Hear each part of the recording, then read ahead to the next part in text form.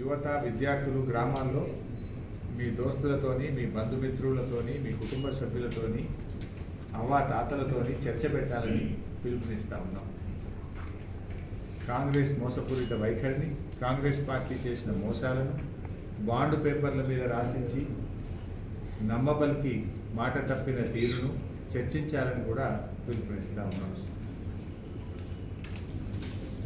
నిన్నెక్కడో ముఖ్యమంత్రి గారు మాట్లాడుతూ కాంగ్రెస్ గ్యారంటీ అంటే గోల్డెన్ గ్యారంటీ అన్నాడు.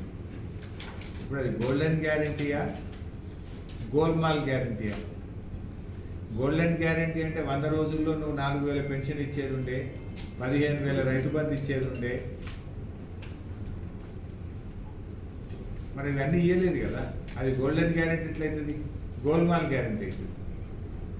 నువ్వు రుణమాఫీ చేసినా అని చెప్పినావు. స్వయంగా వ్యవసాయ శాఖ మంత్రి గారే ఇంకా సగం మందికి రుణమాఫీ కాలేదని మీ వ్యవసాయ శాఖ మంత్రి గారే చెప్తున్నారు. అది గోల్డెన్ గ్యారంటీ కాదు, గోబల్స్ గ్యారంటీ, గోల్మాల్ గ్యారంటీ. మీ పాలనలో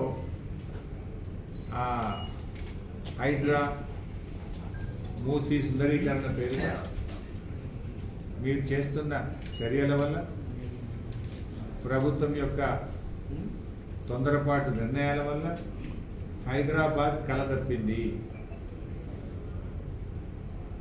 రియల్ ఎస్టేట్ కుదేలైంది, రాజకీయ భాష కట్టు తప్పింది, పరిపాలన గాడి తప్పింది,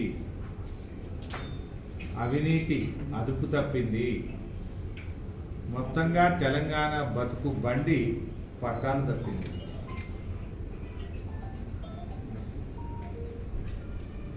హైదరాబాద్ కలదప్పింది, రాజకీయ భాష కట్టు తప్పింది, అవినీతి అదుపు తప్పింది, పరిపాలన గాడి తప్పింది.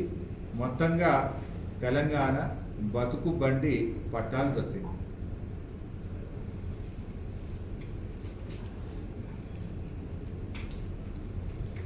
ఈ ప్రభుత్వం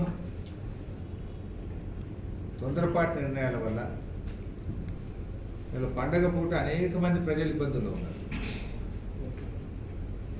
ఏ వర్గం హ్యాపీగా ఉంది? ఏ వర్గానికి ఇచ్చిన మాట మీరు నిలబెట్టుకున్నారు? మహిళలకు 2,500 అంటారు, మాట తప్పిది. పెన్షన్లు 4,000 అంటారు, మాట తప్పిది.